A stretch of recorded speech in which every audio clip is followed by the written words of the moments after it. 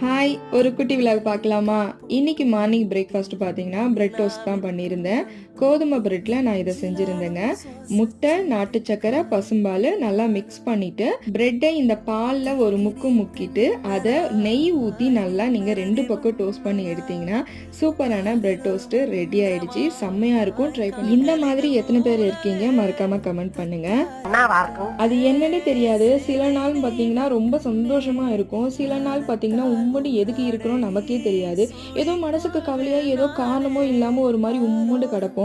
யாராச்சும் ஏதாச்சும் கேள்வி கேட்டா போதும் பொல பொலன்னு கண்ல தண்ணி வந்துரும். ஸோ அப்படிப்பட்ட நாள் தான் இன்னைக்கு. எனக்கு சமைக்க மைண்டே சுத்தமா இன்னைக்கு இல்லங்க. என்னத்த சமைக்கிறதுன்னு சொல்லி யோசிச்சு யோசிச்சு ஃபைனலா ஒரு கார குழம்பு போட்டுட்டேன். மதிய சாப்பாடும் முடிச்சாச்சு. நம்ம லைஃப்ல வாரத்துல ஒரு நாள் இந்த மாதிரி வியாதி வந்துட்டு போதுங்க. இந்த மாதிரி எத்தன பேர் இருக்கீங்க? மறக்காம கமெண்ட்ல சொல்லுங்க. அத வேற ஞாபகப்படுத்திட்டீங்க. நெஞ்சமெல்லாம் பொண்ணா இருக்கு தம்பி.